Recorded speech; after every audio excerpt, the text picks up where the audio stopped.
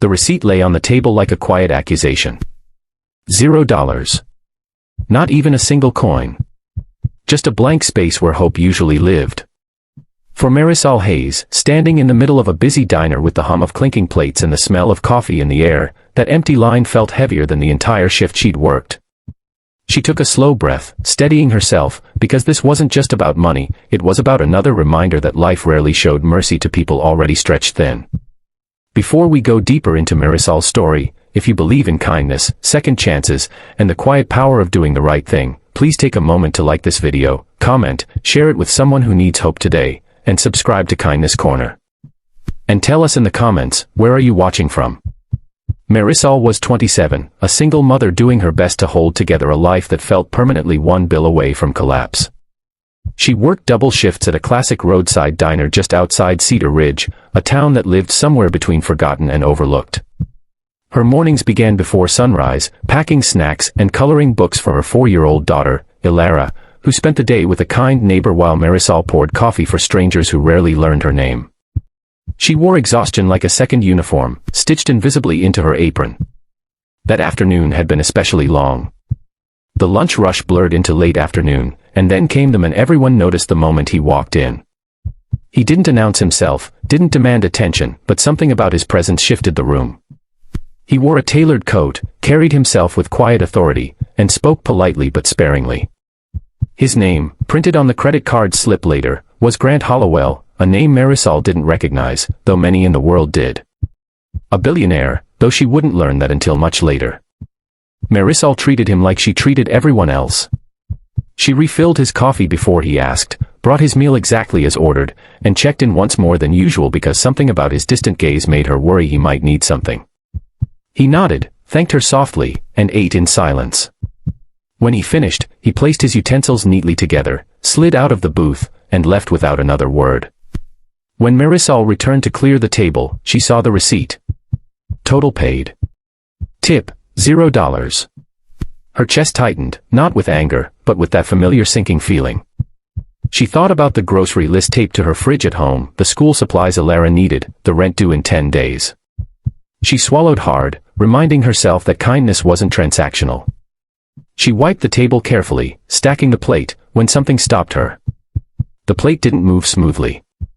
It caught on something beneath it. Marisol lifted it again, slower this time, and saw a folded piece of paper tucked under the edge. Her name was written on it in careful handwriting.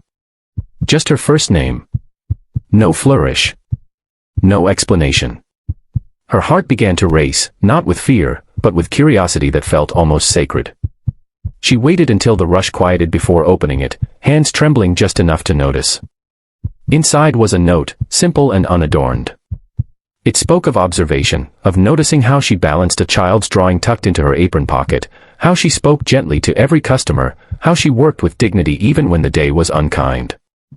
It ended with a sentence that made her sit down in the booth, breath caught in her throat. This is not a tip. It's an opportunity.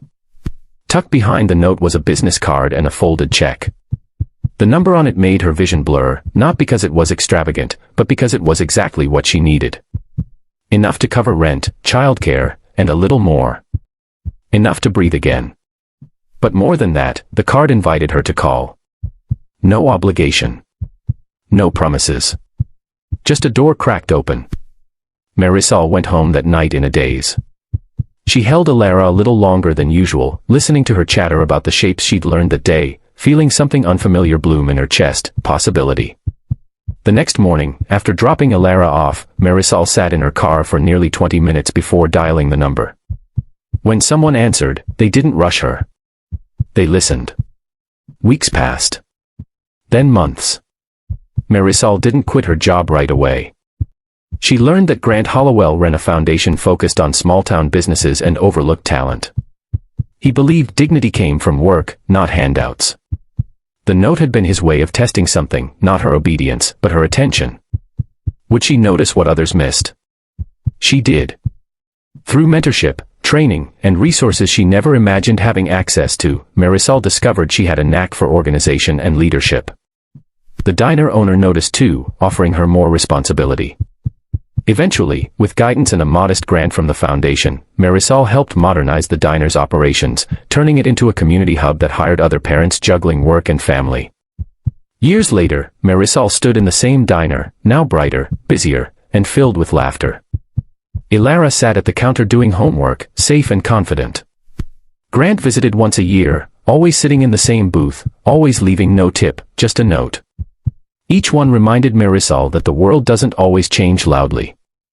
Sometimes, it changes quietly, under a plate, waiting for someone who's paying attention.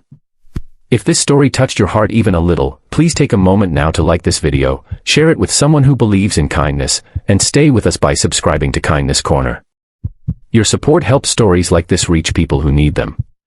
Before we end, we have a special request. Please comment below with one word that describes how this story made you feel. And tell us where you're watching from. Your words matter more than you know. Because sometimes, what looks like nothing, changes everything.